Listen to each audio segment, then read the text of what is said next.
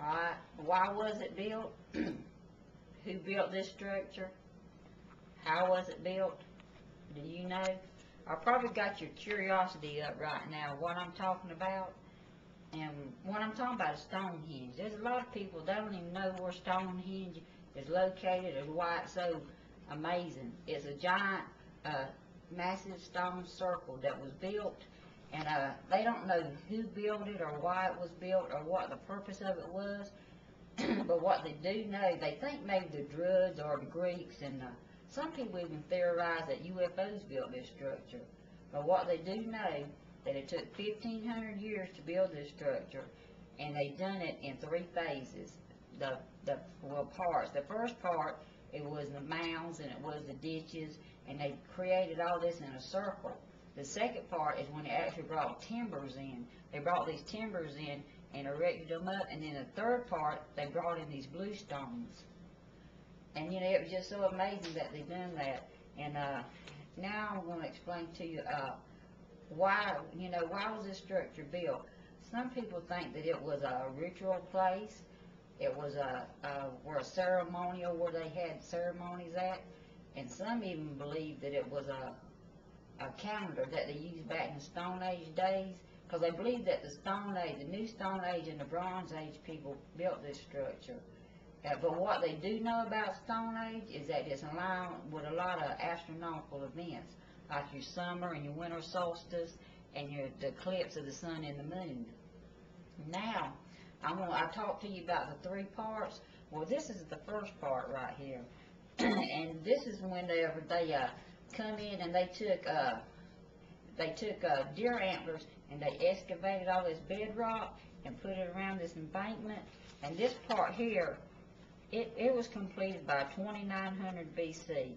And this ditch is 360 feet in diameter and 5 feet deep, which they dug all this around here, and then they created 56 pits, and these pits are called Aubrey holes. And the reason they call them Aubrey holes, John Aubrey, because he discovered them. And they also believe that there was posts put in these pits at one time. Okay, and the second part, this part is when the wooden timbers was erected, and then it happened between 2900 and 2500 BC. And these wooden posts is also at the entrance when you go into this structure. Okay, and then the last part, in part 3, it was done in 2 phases. Alright, this happened during 2300 to 1600 BC. And what happened is that in the first part, they brought these blue stones in. And these blue stones, they had to get them from the mountain of the southwestern Wales. So they had to either come here by sea, by the river, by land, and it was a lot of effort back then. But this is the second part of part 3. And what is, they took those blue stones, caused their color, and made 2 circles in the center. Well, somehow they decided they're going to do a remodeling. So what they done, they dismantled the blue stones, and they brought these sandstones in called sarsen. See, this is called the sarsen circle, because what they done, they took these sarsens, and these sarsens were like 108 feet in diameter and 13 feet above the ground. They put 30 of them right there. And on top of these sarsens, they put what they call lintels. And these lintels was put together, tongue and grooved together with mortise and tinian. So, you know, that took some skill to do that. And also what they done, they paired them up. They paired a sarsen, 2 sarsens with the lintels, and made this trilithon. This is like archways.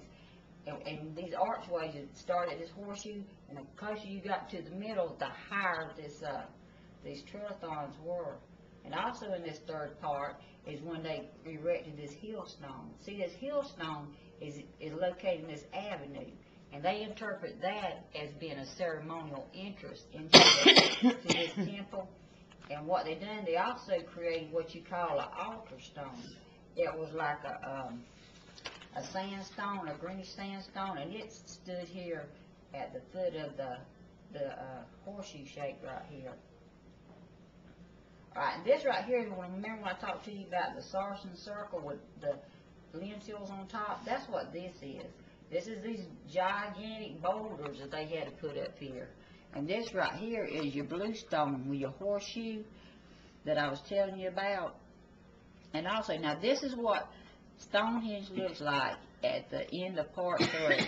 See the entrance of the hill stone and all. See how, I mean, they just couldn't figure out what it was created for. And right here, remember I told you about the hill stone? Well, this is the hill stone when you go into the entrance of it. Well, in conclusion now, I've talked to you about where it's at.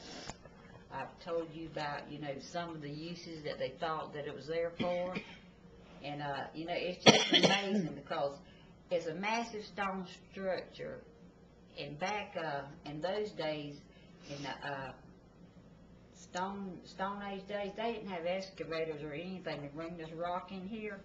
So what's so amazing, over in England, there's over 1,000 circular structures, but only Stonehenge is the one that is molded and shaped in a particular area. And it also proves to you that there's some highly talented, skilled craftsmen that could build something like this. And my bibliography that I use for this report is online source, Stonehenge, Microsoft Online Encyclopedia, 2008. Hyperlink, Encarta, MSN.com, 1997 to 2008, Microsoft Corporation, all rights reserved. My other online source is Dr. Christopher L. C.E. Whitcomb, Professor, Department of Art History, Suite, Blair College, Virginia, hyperlink. witcombe.earthmystery/StoneAge.html. My book I used was New Book of Knowledge, 1998, Gorler Incorporated, Dansbury, Connecticut, Volume 17. Another book I used was The World's Last Mysteries, Reader's Digest, the Reader's Digest Association Incorporated, Pleasantville, New York, 1982. And some of my online pictures come from www.nationalgeographic.com and www.lingus.com. Now, this time, do you have any questions you want to ask me about Stonehenge? What do you mean by summer and winter solstice? Alright, summer and winter solstice is when the sun or the moon comes to its peak, to the north or the south. It just stands still, and that's what it is. It just comes to its peak. When does this event happen? Well, now your summer happens in June, and your winter happens in December. Well, when will it happen again? Well, the one in June is going to happen on the 21st at 5:45, and the one in December is going to happen on the 21st at 17:47. I think that's what, 5 o'clock in the afternoon? Yeah, it's a military time. That'd be 5 o'clock. Okay. Well, that concludes my presentation.